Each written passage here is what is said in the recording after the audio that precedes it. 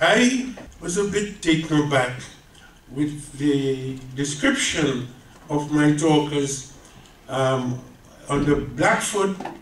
What is it? Blackfoot on the Backfoot. Blackfoot on the Backfoot. It is I who wrote that in the Voice, describing the black community as being on the back foot, which means on the defensive. It's a cricketing metaphor. You play backwards to defend, and you play forwards to stroke it around. Cover drive extra, cover drive back over your head. That's what the front for. But in the Caribbean, where I come from, there were three great batsmen, Weeks, Worrell, and Walcott. And they changed the meaning of on the back foot.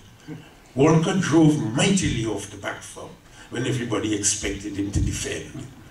And then in little street corners, talks and stuff that young men had, and there's a repartee between two men, and I got the upper hand on him with a smart one. The whole crowd would say, off the back foot. So it does not necessarily mean defensiveness, since we have mastered that, but I hope to convince you that in this case it does mean defensiveness. I came when we won the front foot in Toxteth. I was producing a television program. There were rumblings and grumblings in Toxteth. It was called Liverpool 8 then. Toxteth seems to be the modern name. I hope you haven't followed the change of name with the change of spirit. And I came, never been here before. There was no Google or Wikipedia to introduce me to it. And I came with a director who I had called Jeff, very smart and a chance taker. So we put up, he said, what are we going to do? I said, I don't know. I'm the producer, and I'm going to deliver the program in a few days. I said, I don't know. And then one or two young mixed race, in those days they were derided as half-caste, were passing up and down, watching me, not suspiciously, because I wasn't any challenge, one man from somewhere they didn't know, couldn't frighten anybody. And I said, may I have a word, please? So Jeff said, what are you going to tell him? I said, we're going to put up the camera here and anybody could come and see what the hell they like. Now, we don't make documentaries like that. And I put in, and I went to people and got them, we had a line, and they were saying anything that came to your mind, and everything was due about oppression and race. There was not one person who said this was a lovely place. There was not one person who said they were comfortable. They were all younger couple, elderly ones, and they spoke lucidly and confidently that what was happening in here can't go on for long. So we collected that. I talked to one of them. I said, would you come to the hotel and let's have, a drink? I was staying at the Adelphi. I didn't know it. Channel 4's bureaucrat sent me there. And he said, no, I can't go there. I said, what? You're not paying? I am. He said, we don't go there. I said, who is we? He said, black people. So he's now talking about apartheid.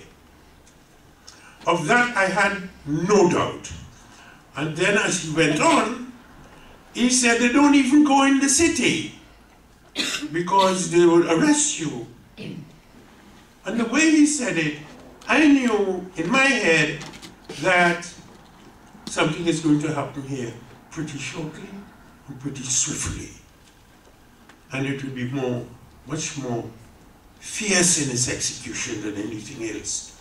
Because it was a quiet before a storm. He was not screaming, we can't go there. He said, we can't go there. No. It's very soft. I knew the rules. You know where I knew them? I was an organizer in the deep south of America with the Student Nonviolent Coordinating Committee.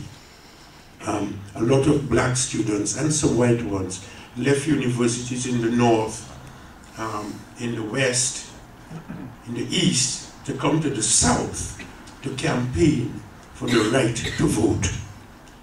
And Stokely Carmichael told me one day, there is always an eerie silence before the storm. It was no philosophy, he was hell of an organizer. And they were the most advanced organizers the modern world had seen in the mass movement of people for change. Malcolm, Martin Luther King, Stokely Carmichael, H. Rap Brown, call names of people running around this country today in public speaking, in skill of organization, who could anytime be compared to those guys. And I shared that experience humbly. And so I was able to make an assessment of one guy telling me ordinary, simple things. And I made the film. It was one of the finest documentaries. When it was shown, the head of Channel 4, Jeremy Isas, asked me, how did you manage that? I said, I don't know, just done it. Because I don't like to tell people how I manage things. My secrets are my own. And I found out the impact that had on the whole movement. Because you see, there were demonstrations all over England since 1970. Everywhere. I was arrested and charged with inciting people to kill police officers and a lot of nonsense, but I won the case because I defended myself and didn't have any white middle-class lawyer trying to interpret the mood and the moment. That's why I won, I know that. And scuffles here and scuffles there. And I went back, I told the woman who is now my wife, you're going to hear about Liverpool 8. Mark my words, I wasn't agitating here. I wasn't wishing it on the place. History had created formations which would suddenly explode. I knew it, I mean, you know. So I want to thank that Rastaman for giving me confidence to make an extraordinary film in an extraordinary way. I trusted myself and the people who I talked to. And it's not speak what you feel, not what you ought to say. This is a Shakespearean quote. And they were easy. They were playing it clean off the front foot.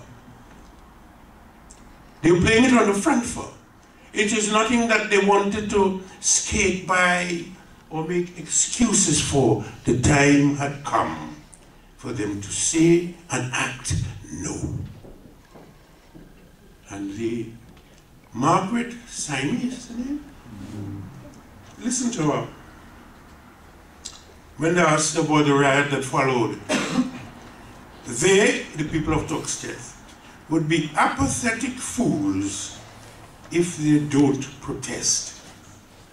She was backing, as a magistrate, the most disorderly and violent behavior this city had seen for a long time. She was having them before her every day as a magistrate. She knew what was going on. She didn't say much, but when it exploded, she said, if it didn't, all those young black people and their mothers and their fathers would be apathetic fools if they didn't rise up. I never heard that before, but my audience, I prepared for it. I prepared my audience for all kinds of extreme statements. A magistrate opposing the chief constable, what was that idiot's name again? I'll never forget it, Kenneth Oxford.